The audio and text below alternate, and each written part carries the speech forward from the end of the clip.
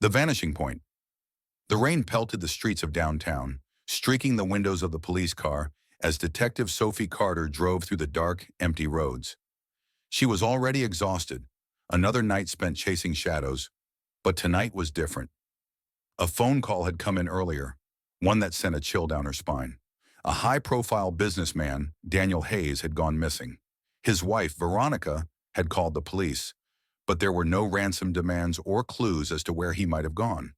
Sophie knew something was off. The case smelled like more than just a simple disappearance. She parked outside the Hayes' sprawling mansion. The lights flickered dimly inside, casting long shadows across the driveway. Sophie was met by Veronica at the door, a woman in her mid-30s, her makeup impeccable, though her eyes were rimmed with dark circles.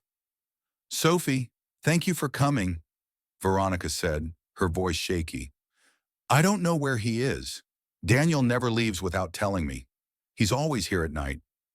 Sophie studied her for a moment. Veronica's anxiety was palpable, but it wasn't enough to tell her if she was guilty or genuinely distraught.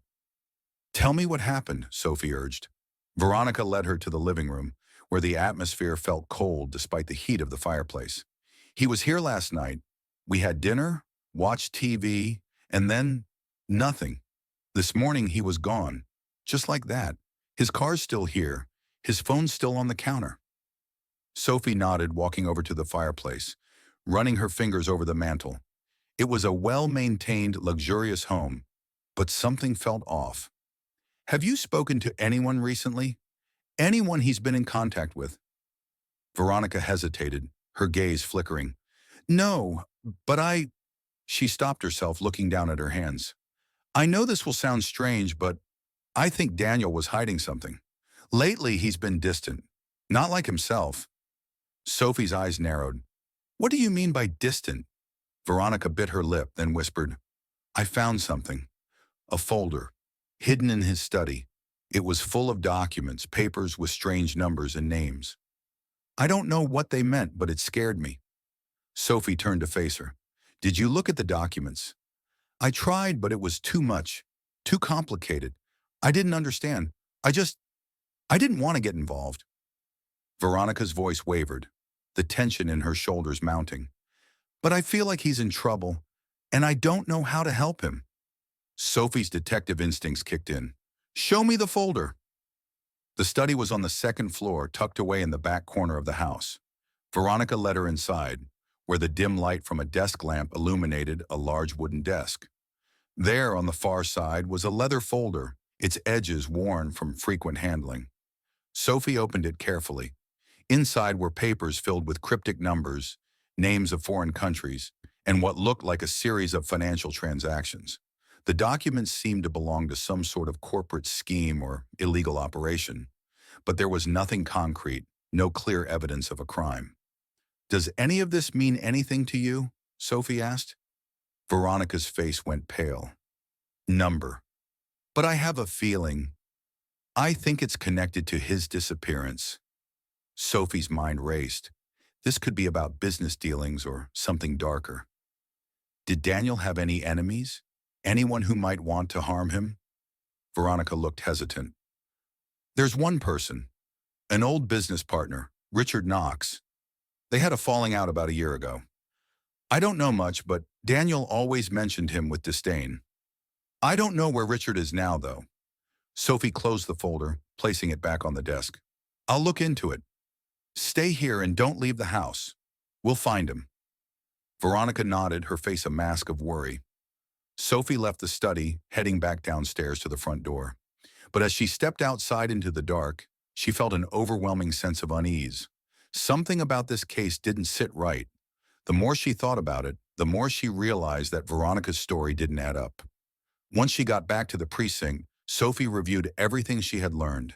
The missing businessman, the mysterious folder, the distant wife. There were too many inconsistencies. She knew she had to investigate Richard Knox, but she also needed to learn more about Veronica. Could she be involved? Sophie's thoughts were interrupted by her phone ringing. It was a call from Officer Ben Grant, one of her trusted colleagues. "Sophie, you need to come down here. We've got something." Sophie rushed to the precinct where Ben was waiting. What's going on? Ben handed her a file. We just got word from the local surveillance cameras. Richard Knox was spotted entering the Hayes mansion last night around 11 p.m. He left a few hours later, but there's more. The footage shows him leaving with a large duffel bag. Sophie's heart sank. Where is he now? Ben hesitated. We don't know, but we traced the car. It's registered to a warehouse on the edge of town. Sophie's mind was racing. This was the break she needed. She grabbed her jacket and headed out, knowing this case had just taken a darker turn. Richard Knox wasn't just involved. He was the key, and she had a feeling the answers she was looking for were waiting for her at that warehouse. The rain still poured as she arrived at the desolate location, her breath visible in the cold air.